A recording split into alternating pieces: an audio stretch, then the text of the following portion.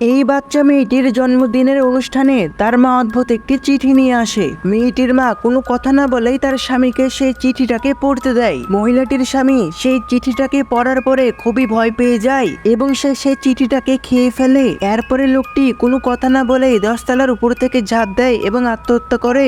আত্মহত্যার খবর শুনে পুলিশ তদন্ত করতে আসে এবং মেয়েটির মাকে অ্যারেস্ট করে, কিন্তু জেলে যাবার পরেও সেই মহিলাটি পুলিশকে কিছুই বলে না। এরপরে কেটে যায় পুরো 10টি বছর, যেখানে আমরা দেখতে পাই সে বাচ্চা মেয়েটি এখন অনেক বড় হয়ে গেছে। এই মেয়েটি এখন তার কাকার সাথে থাকে এবং আজকে এই মেয়েটির 20তম জন্মদিন উপলক্ষে মেয়েটির কাকা তাকে একটি বাক্স উপহার দেয়। এরপরে যখন মেয়েটি সেই বাক্সকে খুলতে যাচ্ছিল তখনই হঠাৎ মেয়েটির মা সেই দরজাতে উপস্থিত হয়। এত বছর পরে হঠাৎ মাইকে দেখে মেয়েটি খুবই অবাক হয়। এরপরে মহিলাটি তার মেয়েকে জন্মদিনের শুভেচ্ছা জানায়। এরপরে সেই মহিলাটি তার দেওরের কাছে আসে এবং তাকেও একটি চিঠি উপহার দেয়।